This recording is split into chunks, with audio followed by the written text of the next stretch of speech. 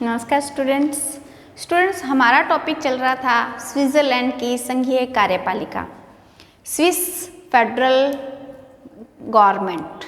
तो इसमें हमारा जो टॉपिक मुख्य चल रहा है वो ये चल रहा है कि गार्नर ने और डाइसी ने एक बात कही थी कि स्विट्ज़रलैंड की कार्यपालिका में यहाँ पे स्विट्ज़रलैंड की गवर्नमेंट में संसदात्मक और अध्यक्षात्मक दोनों शासन प्रणालियों के जो गुण हैं वो मिलते भी हैं और दोनों शासन प्रणालियों से भिन्न भी हैं। तो हमने ये कर लिया था कि कौन कौन से गुण ऐसे हैं जो स्विस फेडरल गवर्नमेंट में मिलते हैं संसदात्मक के और कौन कौन सा अंतर है ये हमने कर लिया था।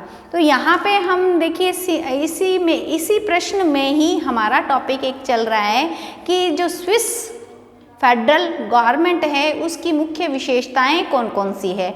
तो मुख्य विशेषताओं में हमने एक विशेषता की थी कि जो वहाँ के संविधान के आर्टिकल 175 में लिखा गया है कि वहाँ पे बहुल कार्यपालिका होगी, 7 जनों की कार्यपालिका हो गई, एक संघीय परिषद होगी जिसमें 7 सदस्य होंगे और सातों संघीय जो सदस्य हैं उनका निर्वाचन संसद की संयुक्त बैठक में होगा और सातों की शक्तियां समान होगी।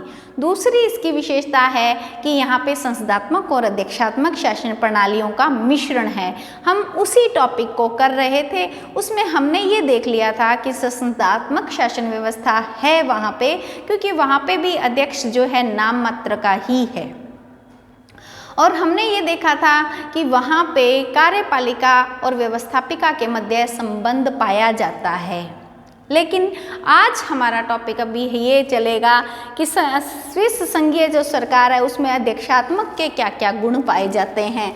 तो अध्यक्षात्मकता के गुण में है स्थायित्व, कि यहाँ पे जो संघीय परिषद है यहाँ की कार्यपालिका का जो कार्यकाल है वो स्थायी होता है। संसद किसी भी प्रकार के अविश्वास प्रस्ताव से वहाँ की कार्यपालिका को त्याग पत्र देने के लिए मजबूर नहीं कर सकती, पदच्युत नहीं कर सकती। उसके साथ ही कार्यपालिका के जो सदस्य होते हैं वह संघीय संसद के भी सदस्य नहीं होते हैं। तो यहाँ पे ये बात स्पष्ट करती है कि वहाँ का जो कार्यकाल है संघीय कार्यपालिका का वो स्थायी होता है, उन्हें संसद पदच्युत नहीं कर सकती है। उसके साथ साथ में संघीय संसद के सदस्य संघीय सरकार के सदस्य नहीं हो सकते, संघीय सरकार के सदस्य संघीय संसद के सदस्य नहीं हो सकते, अर्थात दोनों एक ही सदस्य दोनों ही अंगों के सदस्य नहीं हो सकते हैं। ये बात जाहिर करती है कि वहाँ पे अध्यक्षात्मक शासन के समान कार्य चल रहा है। उसके बाद में आता है कि जब डाइसी ने भी कहा था कि भिन्न है, डॉक्टर गार्नर ने भी कहा था कि भिन्न है, तो डॉक्टर गार्नर और ये भिन्न कैसे है, संसदात्मक और अध्यक्षात्मक शासन प्रणालियों से भिन्नता भी रखता है। तो भिन्नता ऐसे रखता है कि दोनों में घनिष्ठ संबंध है। हमने अभी पहले की वीडियो में किया था कि जो संघीय सरकार है और संघीय संसद है दोनों में घनिष्ठ संबंध कैसे है। जो संघीय सरकार के सदस्य हैं वह संघीय संसद की बैठकों में भाग ले सकते हैं, संघीय संसद के प्रश्नों का उत्तर दे सकते हैं, संघीय संसद के विधि निर्माण में भाग लेते हैं, उसके साथ साथ में विधि निर्माण के साथ साथ में बजट निर्माण में भी हेल्प करते हैं। तो लेकिन एक बात है कि यहाँ पे ये सब कर रहे हैं, अर्थात जो संघीय संसद है वह फेडरल गवर्नमेंट पर प्रत्यक्ष नियंत्रण रखता है, लेकिन प्रत्यक्ष नियंत्रण होने के बाद में उसे हटा नहीं सकता। तो यहाँ पे स्विस फेडरल गवर्नमेंट का चुनाव है जो वो भी संघीय संसद में से होता है, जो अध्यक्षात्मक में नहीं होता है। इस प्रकार से हम ये कह सकते हैं कि यहाँ पे अध्यक्षात्मक शासन प्रणाली के गुण है भी और नहीं भी। तो यहाँ पे ये है और ये नहीं है। देखिए हमारा मुख्य टॉपिक जो चल रहा है वो चल रहा है स्विट्ज़रलैंड की सरकार, संघीय सरकार।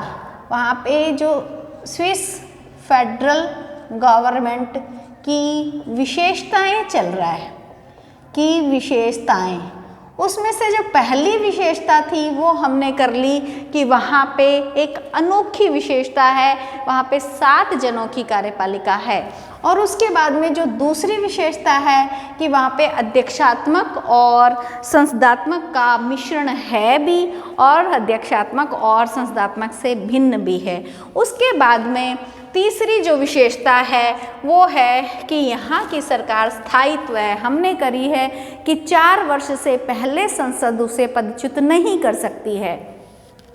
उसके बाद में है कि उत्तरदायित्व का समावेश है। देखिए यहाँ पे उत्तरदायित्व का समावेश ये है कि संसद जो सरकार के सदस्य हैं वह अपने कार्य के प्रति उत्तरदायी होते हैं। तो यहाँ पे जो गवर्नमेंट है वह संसद के नियंत्रण और निर्देशन में कार्य करती है, इसीलिए उत्तरदायी भी है। और यहाँ की गवर्नमेंट संसद जो को पदच्युत नहीं कर सकती और संसद गवर्नमेंट को पदच्युत नहीं कर सकती है। यहाँ पे जो गवर्नमेंट है, गवर्नमेंट का प्रस्ताव पार्लियामेंट में यदि अस्वीकृत हो जाता है तो पार्लियामेंट में अस्वीकृति के बाद भी यहाँ की गवर्नमेंट को त्यागपत्र नहीं देना पड़ता है।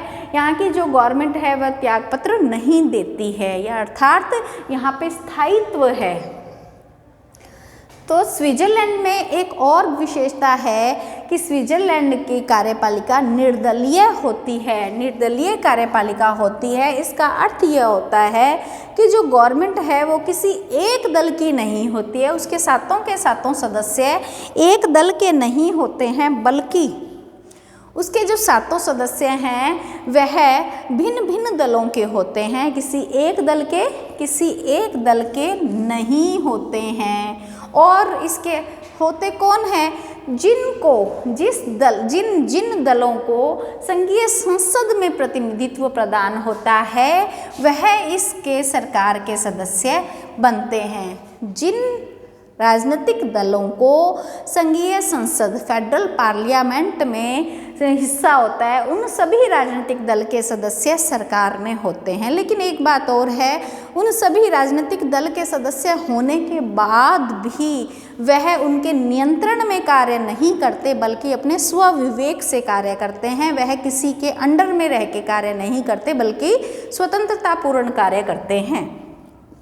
इसी बात के लिए वही स्ट्रॉन्ग जिन्होंने क्या कहा था कि अनुपम उदाहरण है स्ट्रॉन्ग।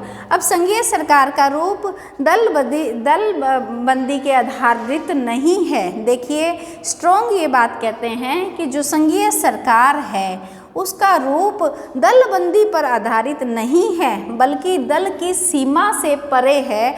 दल किसी भी प्रकार की बाउंडेशन नहीं लगा सकता, दल किसी भी प्रकार का नियंत्रण नहीं रख सकता। यहाँ पे जो संघीय सरकार, संघीय परिषद के सदस्य होते हैं वह स्वविवेक से कार्य करते हैं, बिना किसी सीमा के कार्य करते हैं। इसीलिए महोदय स्ट्रॉन्ग बोलते हैं संघीय सरकार का रूप दलबंदी पर आधारित नहीं है, वह दल की सीमा से परे होता है। और इसके बाद में होता क्या है, यदि कोई सरकार किसी दल के नियंत्रण में रहकर कार्य नहीं करती है तो इसका जो लाभ है वो राष्ट्र को मिलता है और राष्ट्र का व्यापक हित होता है। उसके बाद में 5वीं विशेषता यह है कि राजनीतिक सजातीयता का अभाव पाया जाता है। देखिए मैंने तुम्हें कल की वीडियो में बताया था कि राजनीतिक सजातीयता जो है वो संसदात्मक व्यवस्था में पाई जाती है, लेकिन यहाँ पे क्योंकि संसदात्मक और अध्यक्षात्मक का मिश्रण पाया जाता है, इस वजह से राजनीतिक सजातीयता का अभाव है। देखिए इसी बात से स्पष्ट हो जाता है कि किसी एक दल का सदस्य तो सरकार में है ही नहीं, तो यहाँ पे जो राजनीतिक सजातीयता है उसका अर्थ होता है किसी एक ही दल के बहुमत प्राप्त जो नेता होता है उसको प्रधानमंत्री बनाया जाता है। तो एक दल को तो बहुमत प्राप्त ही नहीं है, इस वजह से हम ये कह सकते हैं कि वहाँ पे राजनीतिक सजातीयता का अभाव पाया जाता है।